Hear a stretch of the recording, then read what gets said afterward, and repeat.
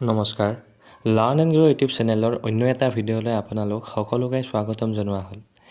অসমত অহা 29 ডিচেম্বৰ তাৰিখে হ'বলগীয়া জিটি আৰু পিজিটিৰ পৰীক্ষাক লৈ অসমৰ শিক্ষামন্ত্ৰী মহোদয়ে আজি এক গুৰুত্বপূৰ্ণ মন্তব্য আগবঢ়ায় আৰু এই ভিডিঅ'টোৰ মাধ্যমেৰে অসমৰ শিক্ষামন্ত্ৰী মহোদয়ে কি কথা কৈছে সেইখিনি মই আপোনালোক সকলোকে অৱগত কৰাব বিচাৰিছোঁ।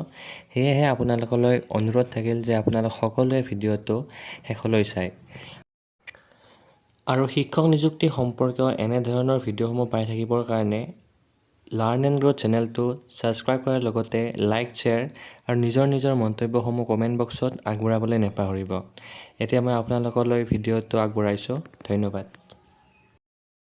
আমাৰ LP টেট আছিলে, UP টেট আছিলে আৰু অসমত আমি হাইস্কুল আৰু হায়াৰ ছেকেণ্ডেৰী টেট পৰীক্ষাও অনুষ্ঠিত কৰিছিলোঁ।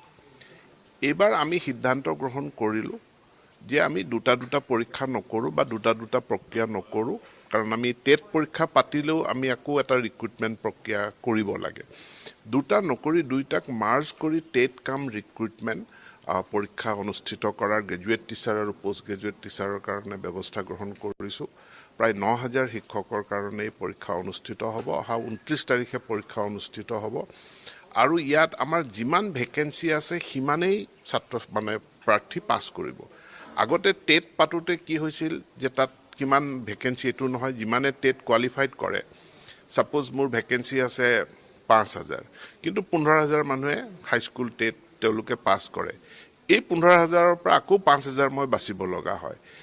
এইবাৰ টেট কাম যিহেতু ৰিক্ৰুটমেণ্ট, আমাৰ যিমান ভেকেঞ্চি আছে সিমান সংখ্যকেহে পাছ কৰিব, মানে সিমানখিনিৰ মেৰিট লিষ্ট ওলাব আৰু তেওঁলোকে ডাইৰেক্ট ৰিক্ৰুটমেণ্ট পাব। ৰিক্ৰুটমেণ্টৰ কাৰণে আৰু বেলেগ কোনো প্ৰক্ৰিয়া নহয়।